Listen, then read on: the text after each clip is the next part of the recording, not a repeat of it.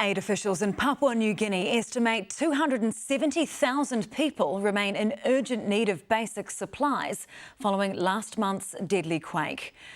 One woman who made it to a hospital in Mount Hagen has revealed how she lost not only her husband, but 6 of her 7 children as well. Pacific Affairs correspondent Michael Morrah reports. In a matter of seconds in the middle of the night, Nage Waloga lost almost everyone who was dear to her. With crush injuries to her leg and supported by her niece, she recounts the moment the quake hit as her family slept. She says it was so sudden that the earth trembled and shook our house down. The ground buried my whole family, 3 boys and 3 girls, including my husband. But I survived with my last born son. Her children were buried beneath the debris. She could hear them, but couldn't save them. Only 2 of their bodies were recovered.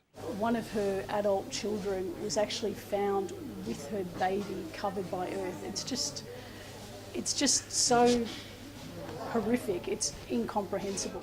The hospital at Mount Hagen is now home to dozens of victims and is one of the few functional health centres. Ube Sepik was hit in the head by a rock following a landslide, but managed to escape her home. I have lost everything I had at once, the house, the garden and clean water, she says.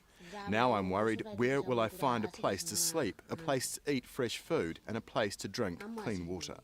At least 125 people died, and while supplies from New Zealand are touching down, getting it to those most in need remains a logistical nightmare because of damage to roads. World Vision says it's a challenging environment.